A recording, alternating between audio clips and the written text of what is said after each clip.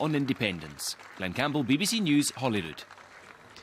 The Olympic torch will make an 8,000-mile journey across the UK before the flame is finally lit at the opening ceremony of the London 2012 Games. The route has been unveiled this morning, and organisers claim that the Olympic flame will be within a one-hour journey of most people in the UK. It will take 70 days to complete and will start in Land's End in a year's time. And our correspondent Jon Kay is there now. Well, Land's End is used to being the starting point for many epic journeys, isn't it? But what happens here in exactly a year's time promises to be extra special. Look, they've changed the sign. Torch relay starts here. We don't know how the flame will get here. We don't know who's going to be the first to carry it, but somebody will stand here with a torch in their hand and set off in this direction. The first of 8,000 people over the next 70 days. On Mount Olympus, this is how the flame will be lit next year, using the power of the sun. They'd have struggled to light anything at Land's End this morning. One of the 2012 mascots emerging through the mist and drizzle. But the flame will arrive here from Greece in exactly a year's time before beginning its 8,000-mile tour. It really is the UK's time to shine. It's an incredibly proud moment for us to host the Games, and the torch really brings it to life across the country. The reaction in Cornwall. Yeah! This local school is nearly 400 miles from the Olympic Stadium, but they say the torch coming past their classrooms will make them feel part of the Games. Amazingly excited. Somebody very famous is going to run past and we're going to be very lucky to see who it is. In fact, it might not be somebody famous.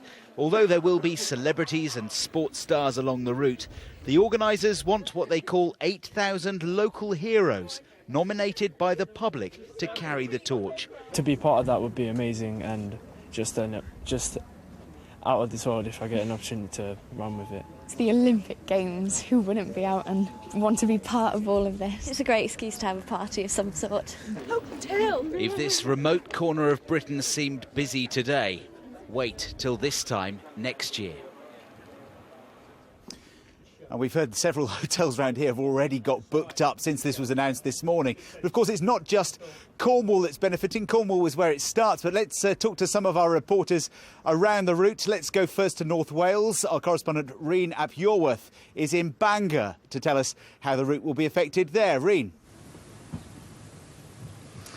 Well, in Wales, the torch goes from Cardiff to Swansea to Aberystwyth and here to Bangor in the northwest eventually. Now, the Games actually start in Wales with a women's football match in Cardiff 2 days before the opening ceremony. But here we're 300 miles away from the Olympic events in London, and organisers hope that by letting thousands of people see the iconic Olympic flame pass through their neck of the woods, it'll make them feel more involved in the Games. And certainly the school children that came here to celebrate the announcement this morning were very excited about the prospect. Now, from here, the torch eventually finds its way, among other places, to Edinburgh, and James Cook is there.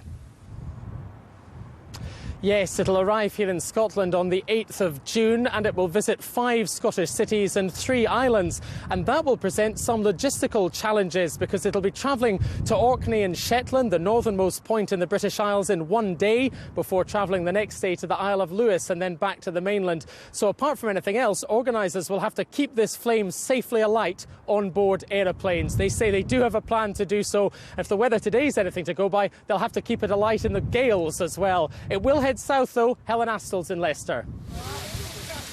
Good afternoon. Yes, exciting times here in Leicester this lunchtime. The city is one of many across the Midlands who will be playing host to the Olympic torch relay. It'll start off in Lincoln. From there, it'll go to Nottingham. That's where Olympic gold medalist swimmer Rebecca Adlington trains. From there, it's on to Derby before going to Birmingham, where the Americans and Jamaicans will be having their base. From Birmingham, it goes on to Coventry before finally coming here to Leicester. And of course, just down the road from here, we've got Loughborough University, which is where Team GB is based. From Leicester, it's back to Jon Kay at Land's End. Helen, all of you, thank you very much. Now, the precise details of exactly which roads and streets won't be known for some time. The look of the torch won't be known for a few weeks yet. But on BBC One in a few minutes, our teams across the UK will have more details of where the torch is going. And, of course, you can get a full details of the route so far on the BBC website. That's bbc.co.uk. bbc.co.uk/news. But from Land's End for now, back to you. John, thank you very much. Let's have a look at